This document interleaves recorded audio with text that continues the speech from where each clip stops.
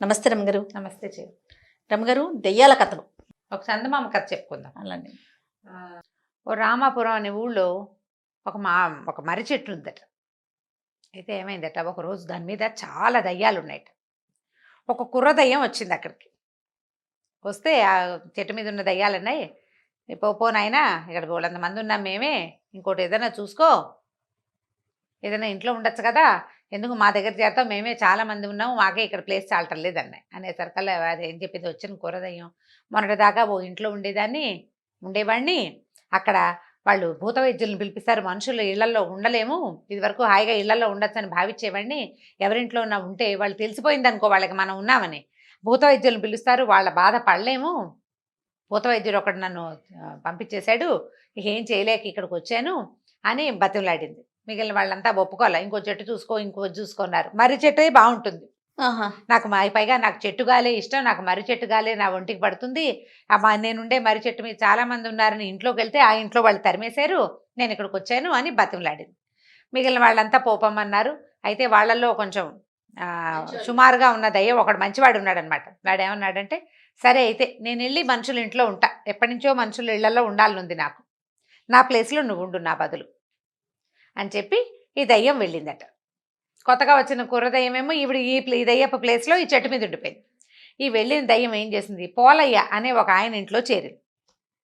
పోలయ్య గారింట్లో చేరితే ఆ పోలయ్య గారింట్లో భార్యాభర్త, ఇద్దరు కొడుకులు, ఇద్దరు అబ్బాయిలకి పెళ్ళిళ్ళు అయినాయి.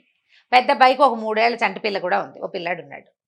వీళ్ళు చక్కగా కులాసగా కబుర్లు చెప్పుకునేవాళ్ళు, బాగా పని చేసుకునేవాళ్ళు, అన్ని పనులు పాటలు చూస్తుండేది ఈ దయ్యం ఆ ఇంట్లో కూర్చుని. పైన ఎవరికి కనపడదు కదా, ఆ చిన్నపిల్లాడి ముద్దు ముచ్చట్లు అవి చూస్తే గొప్ప సరదాగా ఉండేది దానికి. బాగానే ఉందిగా, ఇళ్లలో ఉంటే ఏమిటి వాళ్ళందరికీ వచ్చిన బాధ, నాకు అర్థం కాదు అని అనుకుంటోంది దయ్యం. సరే, ఆ ఇంట్లో అటక మీద దీని మీద ఇవి ఉంటాయి కదా, అటక అంటానికి వీల్లేదు, వాటిని దూలాలు ఉంటాయి, ఓ దూల మీద కూర్చుని కిందకి చూస్తూ ఉండేది. వీళ్ళంతా ఏదో కబుర్లు చెప్పుకుంటున్నారు. ఇంతలో ఏమైంది, ఓ రోజు కోడళ్ళిద్దరూ అత్తగారు ఓ సాయంకాలం నాడు కబుర్లు చెప్పుకుంటున్నారు. పక్కింట్లో వాళ్ళ సంగతి ఏమిటి, కోడల్ని అత్తగారు దయ్యంలాగా పీడిస్తుందిట.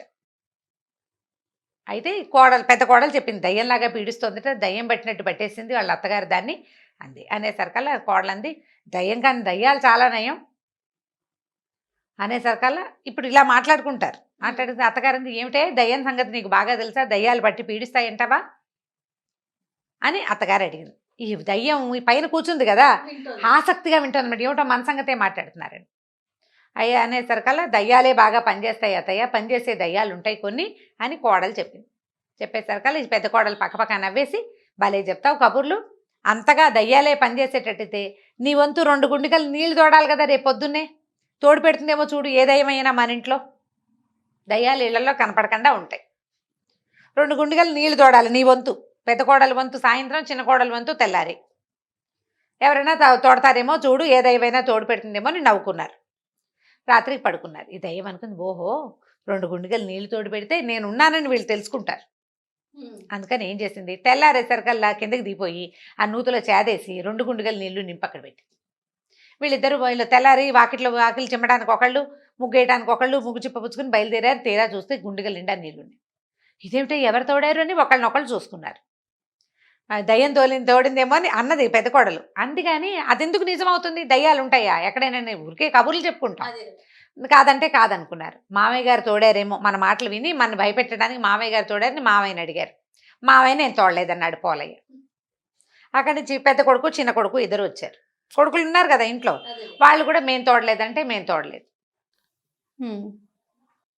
బాగానే ఉంది. సరే, అయితే ఈయన ఏమన్నాడు పోలయ్య, అబ్బాయిలే ఇద్దరు ఎవరో ఒకళ్ళు భార్యకో లేకపోతే మరదలకో హెల్ప్ చేయడానికి వీళ్ళిద్దరిలో ఎవరో ఒకళ్ళు చేశారని భావించి ఏమన్నాడు, ఒరే ఈ గుండిగల నీళ్లు మనం తోడుకోలేవుట్రా, అంతగా దయ్యం ఉంటే మన పైన బోల్డ్ పనులున్నాయి, మన ఇంట్లో చాలా పనులున్నాయి. అయితే పెద్ద కొడుకు అన్నాడు, ఈ నీళ్ళు తోడాలా నాన్న, దయ్యం మనం చేయలేని పనులు కొన్ని ఉన్నాయి, పెంకు నేయించాలి ఇంటికి, 3 ఏళ్ల నుంచి అనుకుంటున్నావు, పెంకు నేయించలేదు. పెంకు నేయటం అంటే ఈ పెంకుటిళ్ళు ఉంటాయి కదా, అవి తీసి మళ్ళీ పెడతారు, వాటిని చక్కగా సర్దుతారు, పగిలిపోయినవి ఏమైనా వానలకి వాటికి పగిలినాయి అనుకో అవి తీసేస్తారు, పాడైపోయినవి తీసేసి కొత్త పెంకులు కొద్దిగా తెచ్చి, పెంకులు మళ్ళీ చక్కగా రీఅరేంజ్మెంట్ అన్నమాట, ఇల్లు నెయ్యటం అంటారు దాన్ని, పెంకులు నెయ్యటం, పెంకులు సర్దటం అనమాట అది. మరి ఇల్లు నేయటం అని వాడతారా మా పెంకుటిల్లుని, ఇల్లు నేసి ఎన్నాళ్ళో అయింది, 4 ఏళ్ల నుంచి వాన పడినప్పుడల్లా ఇబ్బంది పడుతున్నాము. ఆ పెంకులు నేయకపోయింది, ఆ దయ్యం ఈ నీళ్లు తోటం ఎందుకు, ఈ పని మనం చేసుకోగలం కదా అని నవ్వుకున్నారు. సరే దయ్యం అనుకుంది, ఓహో ఈ పని చెయ్యాలి కాబోలు వీళ్ళకి అనుకుని ఏం చేసింది, ఆ పెంకులు నేసేసింది తెల్లారేసరికల్లా. ఆ, చూస్తోంది రెడీగా, వీళ్ళు నా పనిని గుర్తించారో లేదో, దయ్యాలు మంచివాళ్లే, మంచివే, అవి పనులు చేసి పెడతాయి, కోడళ్ళు అత్తగారులను పీడించినట్టుగా లేదా అత్తగారులు కోడళ్ళని పీడించినట్టుగా పీడించవు అని చెప్పాలని దాని ఉద్దేశం. తెల్లవారేసరికల్లా ఏమైంది, ఈ పోలయ్య గారు ఉన్నాడు కదా, ఆయన పొద్దున్నే లేచి ఏదో గుండె పట్టుకుని పడిపోయాడు. ఏదో వచ్చింది సమస్య. తీరా డాక్టర్ని పిలిచారు. గ్యాస్ ఎగదని గుండెల్లో మంట వస్తుంది కానీ కడుపులో ఒక వ్రణం ఏదో ఒక గడ్డ వచ్చింది ఆయనకి. సరే డాక్టర్ ఏమన్నాడా, వచ్చిన డాక్టరు శస్త్రచికిత్స చేయాలి, దీనికి కొంచెం నొప్పి ఎక్కువగా ఉంటుంది, మాత్రలు వాడుకోవాలి అని చెప్పాడు. చెప్పేసరికల్లా ఇంటిల్లిపాది ఈ రగడలో పడ్డారు. ఈ ఇల్లు నేయబడిన సంగతి వాళ్ళు చూసుకోలే. అదండి. సరే ఏం చేశారు, గబగబా హాస్పిటల్కి తీసుకెళ్లారు. ఏదో అక్కడ పల్లెటూరు వైద్యశాల పాతకాలపది, అక్కడికి తీసుకుపోయారు. వైద్యం ఏదో చేశారు. ఆయనకి కడుపులో నొప్పి వచ్చినప్పుడల్లా నిద్ర మాత్రం వేస్తే సరిపోతుంది, నిద్రలో ఉంటే కొంచెం నొప్పి తగ్గుతుంది, ఒక వారం 10 రోజులు ఇలా ఉంటుందని చెప్పాడు. సరే ఈయనకి బాధగా ఉన్నప్పుడల్లా ఓ మాత్ర వేసుకుని పడుకుంటున్నాడు. బాధగా లేనప్పుడు ఆయన పథ్యం పానం చూడాలా అనారోగ్యస్తుడికి. వీళ్ళు ఇంకా ఈ ఇల్లు నేయబడింది అనే సంగతి చూసుకోలేదు. దయ్యానికి చాలా నిస్పృహ వచ్చేసింది, ఏమిటి ఇంత పని చేసాం, ఎవరు గుర్తించట్లేదు నన్ను. మనకు కూడా అలాగే ఉంటుంది, ఏదైనా చక్కగా మంచి చీర కట్టుకుంటే వచ్చే అవతల వాళ్ళు మన గుర్తించకపోతే చాలా కష్టంగా ఉంటుంది. అటు ఇటు తిరుగుతారు, పిల్లలు అయితే బాగా తిరుగుతారు అటు ఇటు. నేను అడగను మిమ్మల్ని రాగానే రమ్మగారు నన్ను గుర్తించండి అని. అదే గుర్తింపు కావాలి, దయ్యానికి కూడా కావాలి. చూస్తుంది 4 రోజులు వారం రోజులు గడిచిపోయింది. వారం 10 రోజుల తర్వాత వాన వచ్చింది. పోలయ్య గారు కొంచెం లేచి కాస్త కులాసాగా తిరుగుతున్నాడు. వాన పడేసరికల్లా ఒరే వాన పడుతుంది, దక్షిణపు గదిలో కారిపోతుందేమో చూడండి, ధాన్యం తడిసిపోతే ఒడ్లుండవరా అని కేకేశాడు కొడుకుల్ని. ఈ కొడుకులు ఇద్దరు దక్షిణపు అక్కడ వడ్ల కొట్లోకి పరిగెత్తారు. నీ వాన ఏం పట్టల్లా. వాన పట్టలేదు నానో, ఏమిటి ఇంత పెద్ద జల్లు పడుతుంటే వాన పట్టలేదు, 3 నీరుడు భలే కురిసింది కానీ చూసుకున్నారు. పైకి చూస్తే ఎక్కడా గ్యాప్ లేదు. గ్యాప్ లేకపోయేసరికల్లా పెద్దవాడికి ఏం డౌట్ వచ్చింది, నాన్న మొన్న మనం పెంకులు నేయిస్తుంది దయ్యం మంచిదైతే పెంకులు నేయచ్చు కదా అనుకున్నాము, ఎవరైనా దయ్యపోద్ది నిజంగా మన ఇంట్లో ఉండి చేసిందేమోనని. ఇద్దరు ఏం చేశారు, కొద్దిగా వాన తెరిపి రంగానే కొడుకులు ఇద్దరు చెరో పక్కన పైకి ఎక్కి చూసుకున్నారు. చూస్తే నీట్గా వరసలు పెంకులు పేర్చి కనపడ్డాయి. ఇంకేముంది, అంతే దయ్యం ఉందని కోడళ్ళు ఇద్దరు హడిలిపోయారు. అత్తగారు భయపడింది, కేకలు పెట్టింది, ఇంట్లో దయ్యం చేరింది, అదే నేసేసింది ఇల్లు, మనం పెంకన్నా కదపలేదు, ఎవరినైనా మనిషిని పిలవాలి, మనుషులు మనం చేసే పని కాదు, దానికి ప్రొఫెషనల్స్ ఉంటారు. నువ్వు నేను ఎక్కి చేసేయలేము ఆ పని, ఇంట్లో ఉన్న వాళ్ళు చేయరు, ప్రొఫెషనల్ ఉండి ఇంట్లో వాళ్ళు సాయం చేసేవాళ్ళు అప్పట్లో. కాబట్టి ఇప్పుడు దయ్యం పట్టింది, ఇంకేముంది అని చెప్పేసి వాళ్ళు భూత వైద్యుడు పిలుద్దాం అనుకున్నారు. ఈ దయ్యానికి హడలు పుట్టింది, నాయన వీళ్ళు ఏదో చేస్తున్నారని పరిగెత్తుకుంటూ పోయింది మర్రి చెట్టు దగ్గరికి. ఆ మర్రి చెట్టు దగ్గర ఉన్న వాళ్ళంతా హాహాకారాలు చేశారు, ఎందుకు వచ్చావు, ఇక్కడ గ్యాప్ లేకపోతుంటే పోమన్నారు. అయితే ఏ దయ్యానికైతే తను రీప్లేస్మెంట్గా ఇంట్లోకి వెళ్ళిందో ఆ దయ్యం దగ్గరికి వెళ్ళి అడిగింది, మంత్రవేత్తలు వస్తే భూత వైద్యుడు వస్తే ఏం చేస్తాడరా అని.